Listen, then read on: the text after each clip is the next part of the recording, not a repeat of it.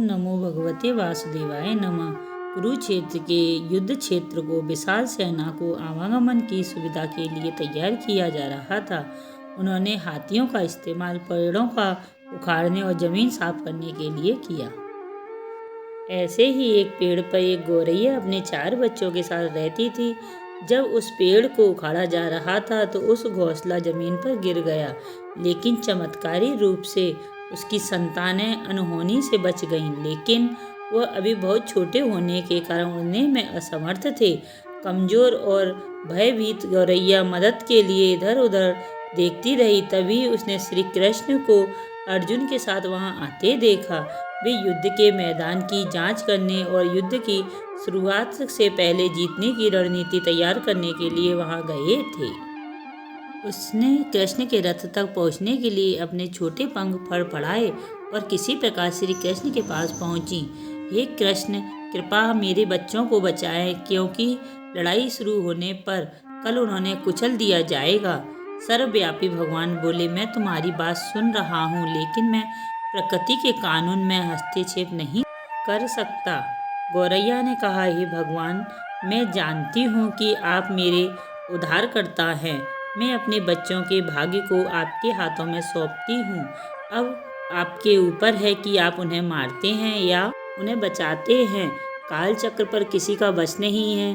श्री कृष्ण ने एक साधारण व्यक्ति की तरह उससे बात की, जिसका आशय था कि वह ऐसा कुछ भी नहीं था जिसके बारे में वो कुछ भी कर सकते थे। गौरैया ने विश्वास और श्रद्धा के साथ कहा, प्रभु, आप कैसे और क्या करते हैं वो मैं नहीं जान सकती। आप स्वयं काल के नियंता हैं, यह मुझे पता है। मैं सारी स्थिति एवं परिस्थिति एवं स्वयं को परवाह सहित आपको समर्पण करती हूँ।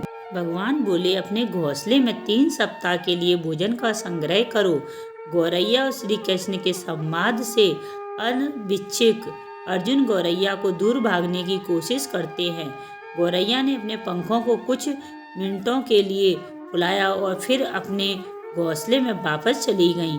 2 दिन बाद संघ के उद्घोषणा की युद्ध शुरू होने की घोषणा की गई। कृष्ण ने अर्जुन से कहा कि अपने धनुष और बाण मुझे दो। अर्जुन चौंका, क्योंकि कृष्ण ने युद्ध में कोई भी हथियार नहीं उठाने की शपथ ली थी। इसके अतिरिक्त अर्जुन का मानना था कि वही सबसे अच्छा धनुर्धर है। मुझे आज्ञा दें। भगवान अर्जुन ने दृढ़ विश्वास के साथ कहा, मेरे तीरों के लिए कुछ भी अभेद नहीं है। चुपचाप अर्जुन से धनुष लेकर कृष्ण ने एक हाथी को निशाना बनाया, लेकिन हाथी को मार के नीचे गिराने की बजाय तीर हाथी के गले में घंटी में जा टकराया और एक चिंगारी सी उड़ गई। अर्जुन से यह देखकर अपनी हंसी नहीं रोक पाई कि कृष्ण एक आसान सा निशाना चूक गया। क्या मैं प्रयास करूं? अपने स्वयं को प्रस्तुत किया। उनकी प्रतिक्रिया को नजरअंदाज करते हुए कृष्ण ने उन्हें धनुष वापस दिया और कहा कि कोई और कार्रवाई आवश्यक नहीं है। लेकिन केशव, अब आपने हाथी को क्यों तीर मारा? अर्जुन ने पूछा। क्योंकि इस हाथी ने उस गौरैया के आश्रय उसके घोंसले को, जो कि एक पेड़ पर था, उसको गिरा दिया था।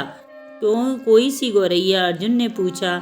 इसके अतिरिक्त हाथी तो अभी स्वस्थ और जीवित है, केवल घंटी ही टूटकर गिरी है। अर्जुन के सवालों को खारिज करते हुए कृष्ण ने उसे शंख फूंकने का निर्देश दिया। युद्ध शुरू हुआ। अगले 18 दिनों में कई जानें चली गईं। अंत में पांडवों की जीत हुई।